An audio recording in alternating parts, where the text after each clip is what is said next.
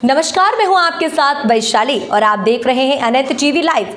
आइए बढ़ते हैं खबरों की ओर। सीएम डॉक्टर मोहन यादव गुरुवार दोपहर 12 बजे गुना हेलीपैड पर पहुंचे। यहां से वे कार्यक्रम स्थल पहुंचे।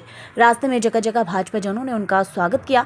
उद्घाटन कार्यक्रम को संबोधित करते हुए सीएम डॉक्टर मोहन यादव ने कहा कि परिषद के अधिवेशन में आकर बोलना रोमांच पैदा करता है और आनंद देता है।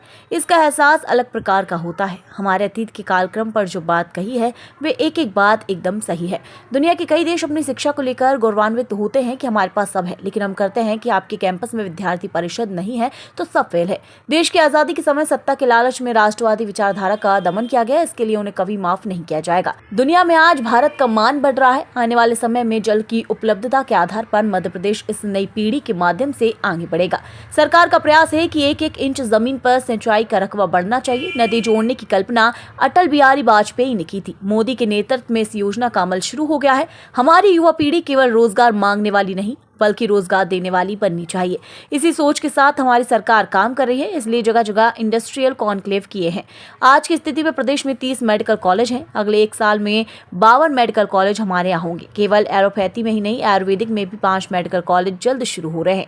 गुना में एग्रीकल्चर की सीट यहीं से होगी। ये घोषणा यहीं से करते हैं। जो भी रोजगार देने वाले कोर्स हैं वो खोलने के लिए सरकार प्रतिबद्ध है। विद्यार्थी परिषद सिखाता है कि सच्चा देशभक्त बनना, अपने अतीत के गौरव से जुड़कर भविष्य के लिए सोचना। इसी दृष्टि से हम आगे बढ़ेंगे। सर्वभौमत्व की सोच के साथ जीवन गुजारे। केवल किताबी ज्ञान नहीं बल्कि व्यावहारिक ज्ञान के साथ हम आगे बढ़ें। इसी सोच के साथ विद्यार्थी परिषद काम करती है। आयुर्वेद में भी इसी प्रकार से 5 मेडिकल कॉलेज इसी साल प्रारंभ हो रहा है।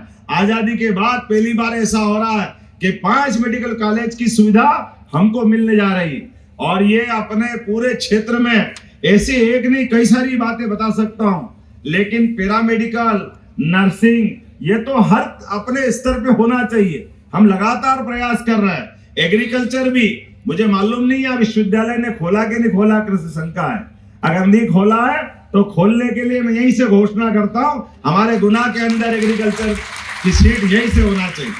और केवल एग्रीकल्चर नहीं, पैरामेडिकल और नर्सिंग के भी, अरे अपने को क्या परेशानी है, पास के हॉस्पिटल में प्रैक्टिकल कर लेंगे, लेकिन अपने रोजगार परक कोर्स तो होने चाहिए, वो भी होना चाहिए। कितने प्रकार से रोजगार देने वाले कोर्स है, वो सारे के सारे कोर्स खोलने के लिए सरकार कटिबद्ध है। हमारे विद्यार्थी अगर पढ़ने आ रहे हैं तो पढ़ते पढ़ते उनके जीवन की दिशा तय होना चाहिए, उनके हाथ में हुनर होना चाहिए। उनके सपनों को सार्थक करने के लिए सरकार पीछे से मदद करती दिखाई देना चाहिए। इसी दिशा में आए तो सच्चे अर्थों में विद्यार्थी परिषद ज्वाइन की। विद्यार्थी परिषद क्या सिखाता है?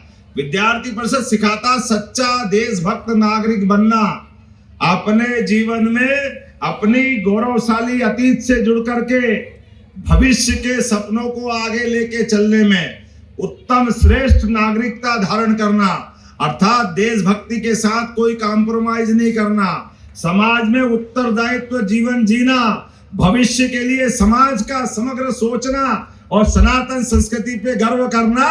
इस दृष्टि से हम आगे बढ़ेंगे तो सच्चे अर्थों में मानवता की स्थापना करना, उसको हम सरल भाषा में वैदिक वाक्य में कहते हैं, सर्वे भवन्तु सुखिनः सर्वे सन्तु निरामया।